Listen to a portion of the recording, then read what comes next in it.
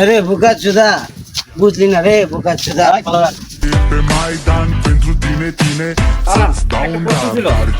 Sir আমরা আসামিকে একটা প্রশ্ন করতেছি। প্রশ্নগুলো শর্টকাট বলেন। ঠিক আছে।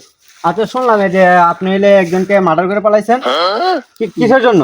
ভাই ওরা হচ্ছে ভাই বোকা চোদা, বুঝেছেন?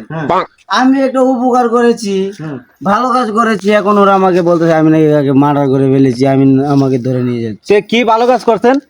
ভাই আমি ছাদের উপরে বসে খাচ্ছিলাম, তখন ওরা স্বামী স্ত্রী মানে ঝামেলা করছিল। তো এক পর্যায়ে ওর স্বামী কি করেছে ভাই, লাফ দিয়ে বিল্ডিং থেকে পড়ে গিয়েছে, পরে সেখানে হয়ে গিয়েছে। যখন তার স্ত্রী কান্না করছে আমাকে কেন ফেলে গেলা, আমাকে ওর কাছে নিয়ে যাও, হে আল্লাহ আমাকে ওর সাথে নিয়ে যাও, কান্না করতেছে। ভাই আমি দয়ালু মানুষ, তো ওর কষ্ট আমি সহ্য করতে পারছি না। তারপর ভাই আমি গিয়ে কি করলাম, পরে আমি ঠেলে ফেলে দিলাম ওকে, আমি ওর স্বামীর কাছে পাঠাই দিছি।